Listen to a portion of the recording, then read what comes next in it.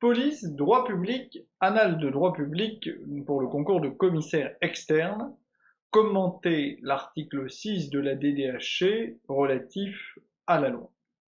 Alors, je crois que la première chose qui marque quand on regarde ce sujet d'annales pour le concours externe de commissaire de police, eh bien, c'est la rupture dans la formulation. Pourquoi parler de rupture?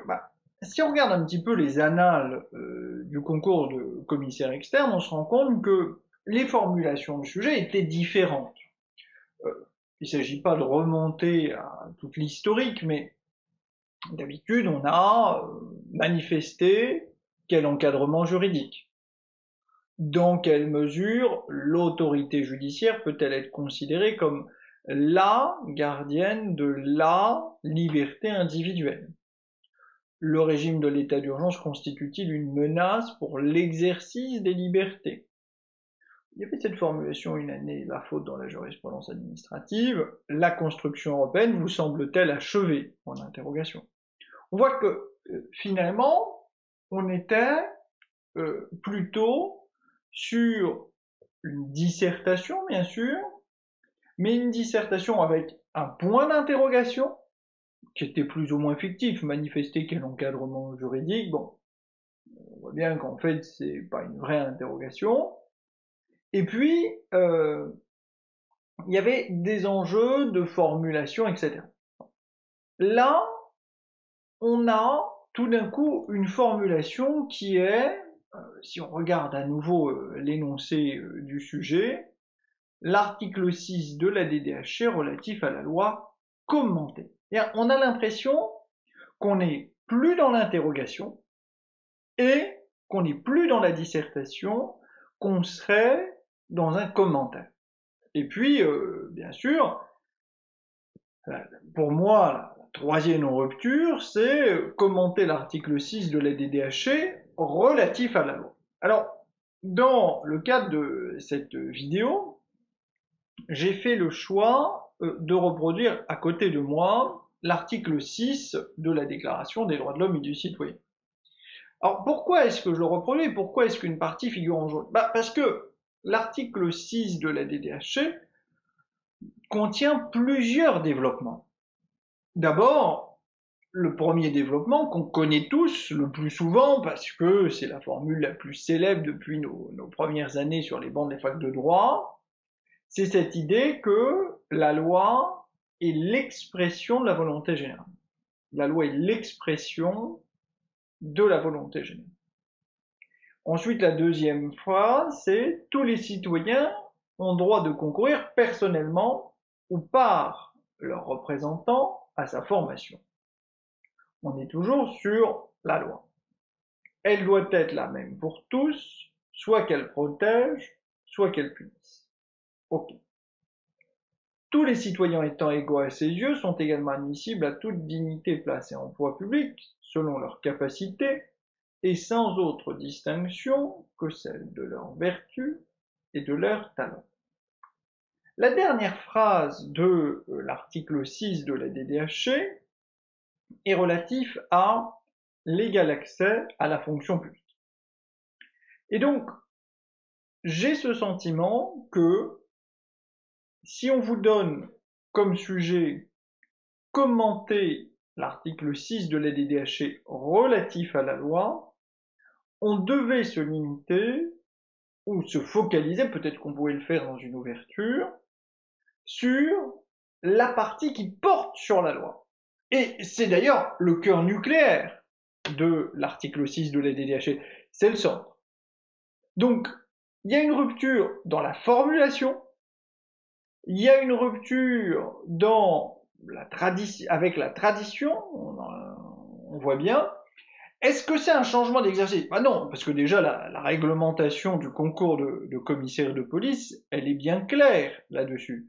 C'est pas comme si vous pouviez tout d'un coup vous dire, tiens, finalement je fais ce que je veux, etc. Non, on voit bien que le sujet c'est une épreuve de composition portant sur le droit administratif et ou les libertés publiques. Alors composition, ça peut Ça peut vouloir dire un peu tout et n'importe quoi, mais c'est quand même l'enjeu. C'est de voir que il y a peut-être le signe d'un virage. Un virage dans la formulation du sujet. Bon.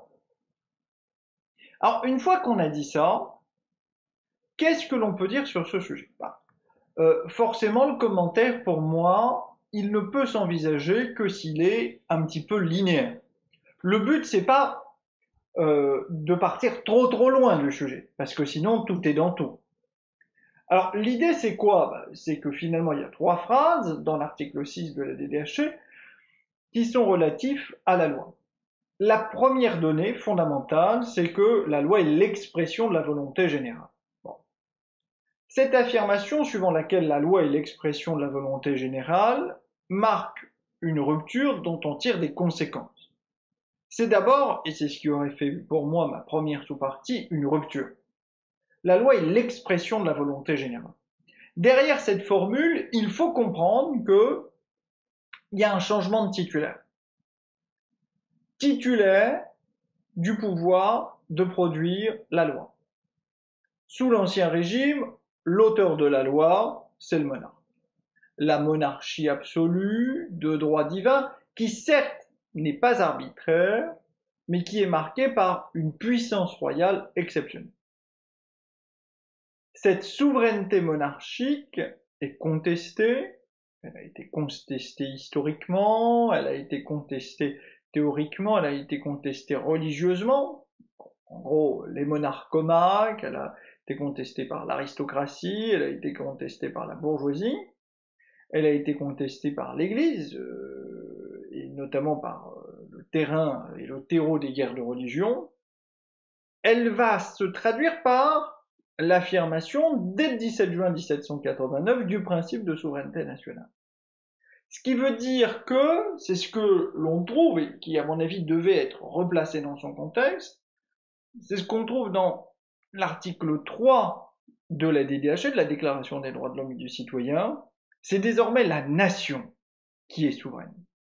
C'est la nation qui est souveraine, c'est le principe de souveraineté nationale, le principe de toute souveraineté réside essentiellement dans la nation. Nulle section, nul individu ne peut exprimer d'autorité s'il n'en émane expressément. C'est le changement. Et cette affirmation de la souveraineté nationale fait que la loi devient alors cette expression de la volonté générale. Il faut bien sûr l'inscrire dans une pensée philosophique complexe, l'influence de la pensée de Jean-Jacques Rousseau, l'idée du contrat social, la nécessité d'une loi, tout ceci, elle est essentielle, et il faut voir les conséquences qu'on en tire. La première des conséquences, c'est un droit à participer à la production de la loi. Alors, un droit à participer à la production de la loi, c'est quoi? C'est cette idée que euh, les individus vont pouvoir concourir à la production de la loi. C'est un changement puisque c'est vraiment ce qui passe de l'hétéronomie, au sens kelsènien du terme, à l'autonomie, au sens kelsènien. Les individus ne se soumettent qu'à la norme qu'ils se sont eux-mêmes donnée.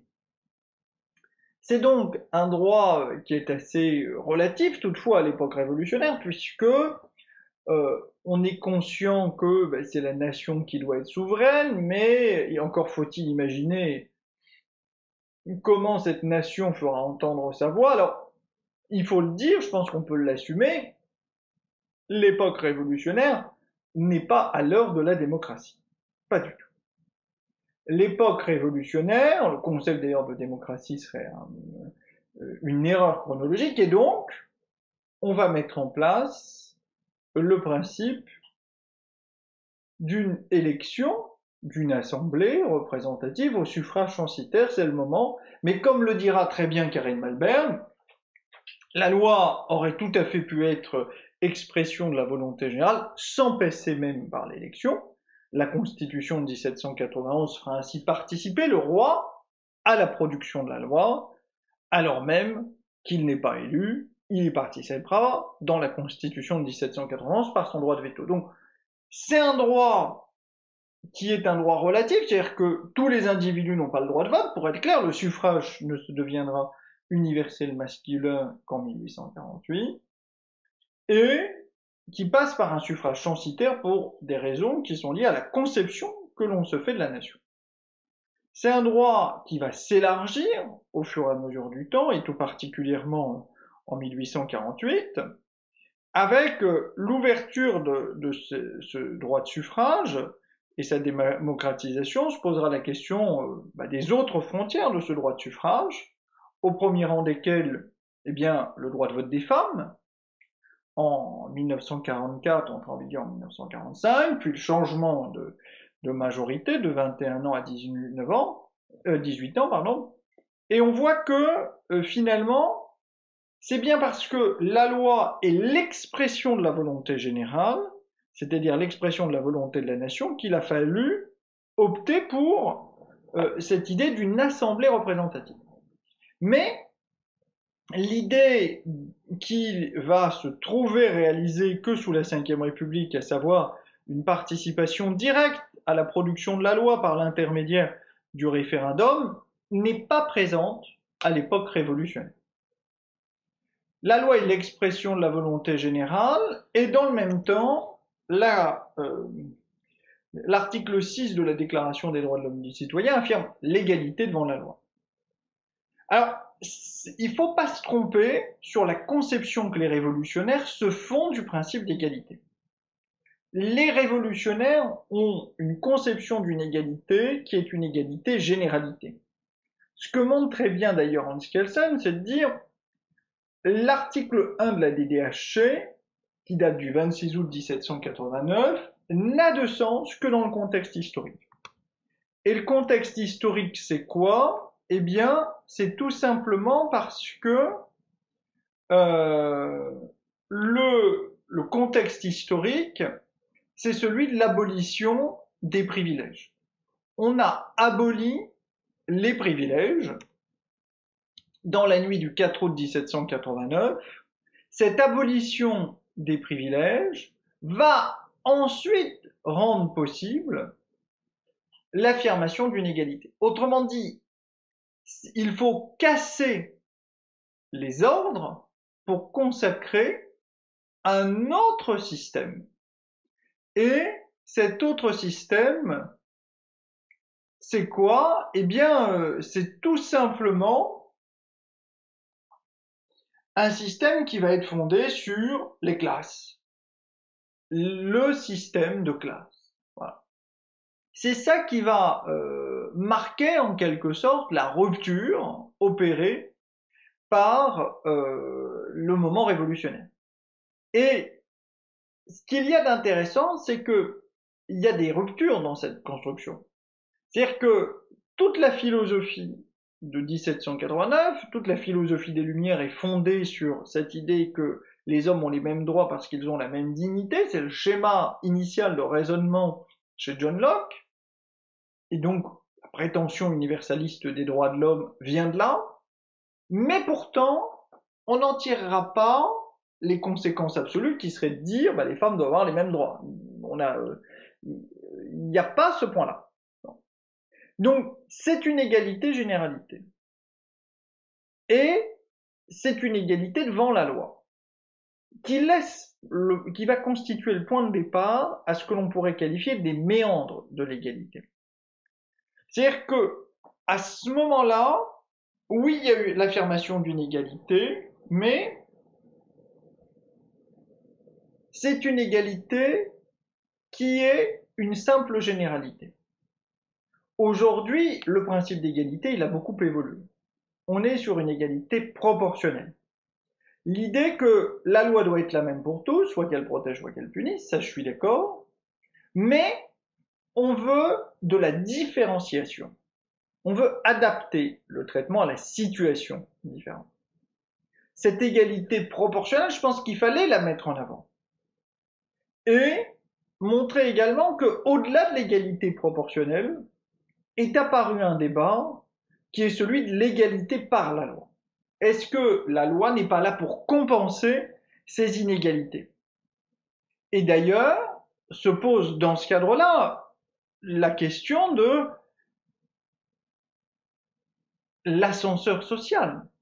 Est-ce que la fonction publique, c'est pas une machine à corriger les erreurs de l'ascenseur social? Est-ce que c'est nécessaire? Comment est-ce que ça peut fonctionner? Voilà un plan qu'on pouvait proposer, en tout cas. Mais plein de plans sont possibles, vraiment. Là, vous voyez que j'ai fait une étude qui était une étude linéaire, en essayant de montrer à chaque fois les limites de cet article, mais également sa dimension historique. Il ne faut pas se leurrer. Je fais ce choix parce que je me dis que c'est celui qui peut apparaître comme original. Et dans un concours, cette originalité me semble toujours bonne. Il n'y avait pas qu'une seule solution, naturellement.